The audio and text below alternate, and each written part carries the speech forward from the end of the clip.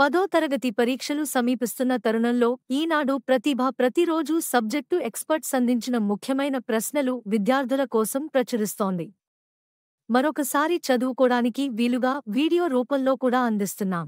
రోజుకో సబ్జెక్టు ముఖ్యమైన ప్రశ్నలు చదివిన విద్యార్థి ఫైనల్ పరీక్షల సమయానికి అన్ని అంశాలపైన పట్టు సాధించవచ్చు.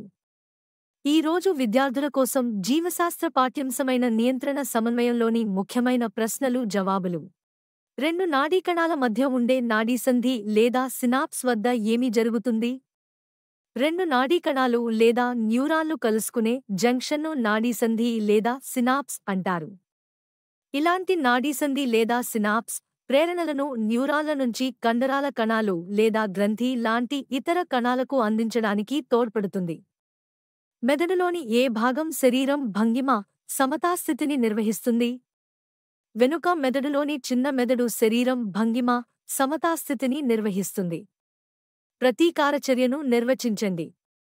మెదడుతో పనిలేకుండా బయటి ఉద్దీపనలకు తక్షణమే స్పందించి ఏర్పడే ప్రతిచర్యలను ప్రతీకారచర్య అనవచ్చు. ప్రతీకారచర్యలో మెదడు పాత్ర ఏమిటి? ప్రతీకారచర్యలో మెదడు ప్రత్యక్షంగా పాల్గొనదు. ప్రతీకారచర్య జరగడానికి ఆలోచించి ప్రతిచర్య జరపాల్సిన అవసరం లేదు కాబట్టి ఈ చర్యలన్నీ వెన్నుపాము అధీనంలోనే జరుగుతాయి. మొక్కల హార్మోన్లు అంటే ఏమిటి? మొక్కల హార్మోన్లు మొక్కల్లోనే ఉత్పత్తి అయ్యే స్రావాలు. వీటినే ఫైటోహార్మోన్లు అని కూడా అంటారు. మొక్కల హార్మోన్లు మొక్కల పెరుగుదలను, అభివృద్ధిని నియంత్రిస్తాయి.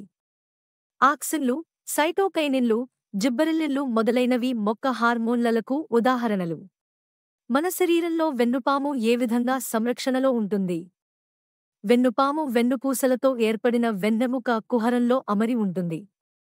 ఈ వెన్నెముక సున్నితమైన వెన్నుపామును బయటి ఆఘాతాల నుంచి రక్షిస్తుంది.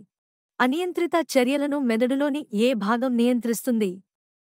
వెనుక మెదడులోని మజ్జాముఖము, మెడుల్లా ఆంబ్లాంగేటా అనియంత్రిత చర్యలను నియంత్రిస్తుంది. హైపోథలామస్ యొక్క పని ఏమిటి? అనేక హార్మోన్ల విడుదలలో హైపోథలామస్ ముఖ్య పాత్ర పోషిస్తుంది.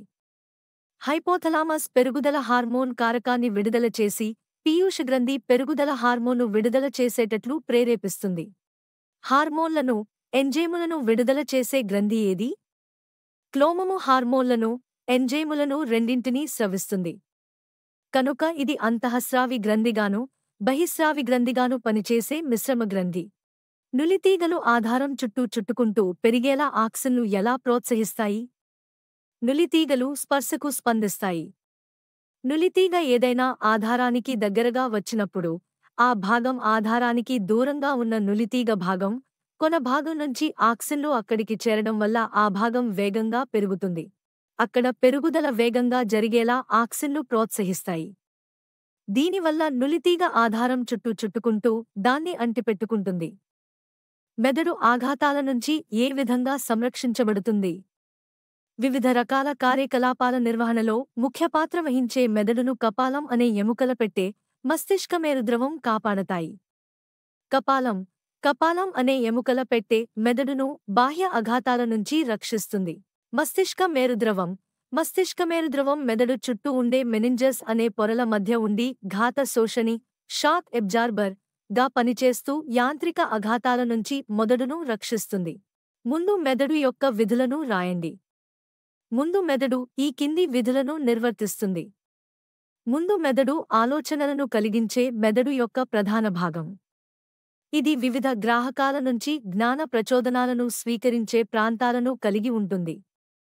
జ్ఞాన సమాచారాన్ని ఇతర గ్రాహకాల నుంచి సేకరించి మెదడులో ఇప్పటికే నిల్వ ఉన్న సమాచారంతో కలిపి విశ్లేషించేందుకు నిర్దేశించిన ప్రత్యేక ప్రాంతాలున్నాయి. వీటి ఆధారంగా ఎలా స్పందించాలనే దానిపై నిర్ణయం తీసుకుని నియంత్రిత కండరాల కదలికను మన కాలిలోని కండరాల వంటి నియంత్రించే చాలక భాగాలకు సమాచారం పంపబడుతుంది.